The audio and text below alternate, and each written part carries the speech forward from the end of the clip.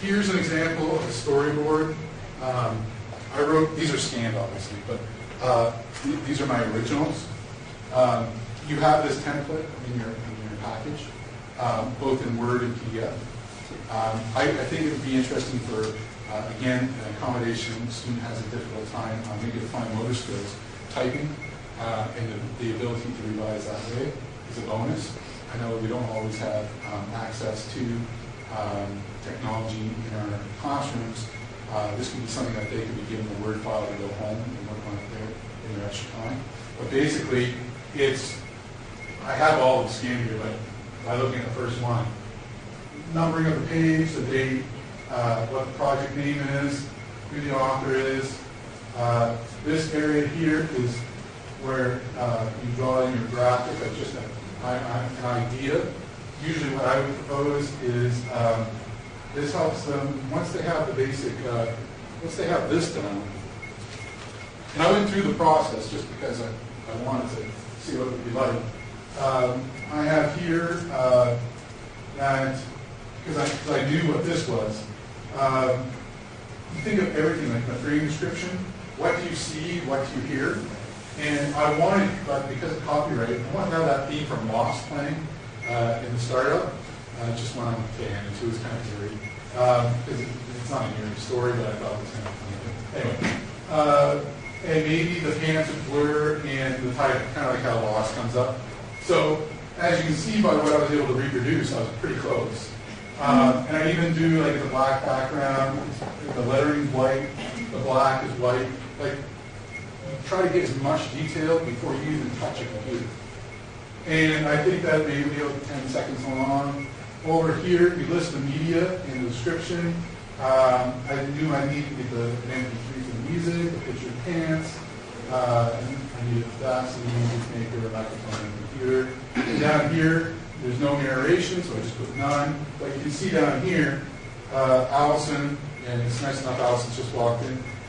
There's something wrong with my pants, and I didn't know what. Again, that's verbatim from what I read into the microphone. And I knew I wanted a blank screen there, just so people would listen to what I was actually saying, would focus on. Even though I think, in hindsight, that wasn't as effective as I thought, because people think there's something wrong with the movie. Yeah. So, and that happened at another point too. But again, that's a great process to explore with students. If they had to do movie reviews at the end of these projects, understanding that personal stories, you got to be careful on how you phrase this.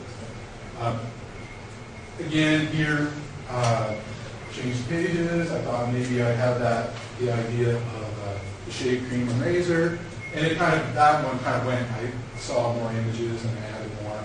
But again, I just went through, filled it out, and you can see where this would take students a lot of the time to spend on mapping this out. But this, what it does, is really streamlines the process once they get to the machine. Because that's probably where the time constraint is going to be the most, is getting them at the machine and having them really effectively timed. If this is all mapped out beforehand, then great. And then we go through the summary. I think basically that it's 80% pen, pencil, paper, and the other 20% is the digital. And I think on top of that, it's story, story, story. That's the key. You can have a really glitzy looking video, digital story, but the story at all is weak. It's not effective. Then the idea that there is almost the traditional writing process.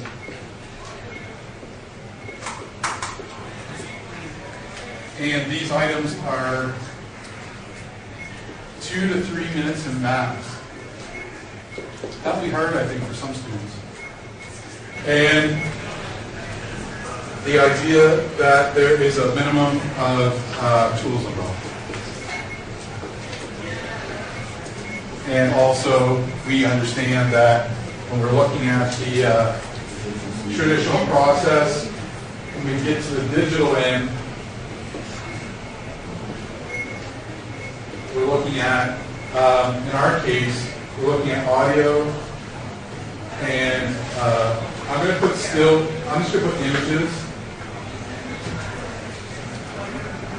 Okay, so these are the two components. That's the narration, and that's the visual imagery both.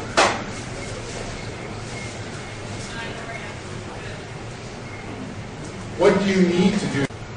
You need a scanner or a digital camera. You need your laptop. You need a microphone.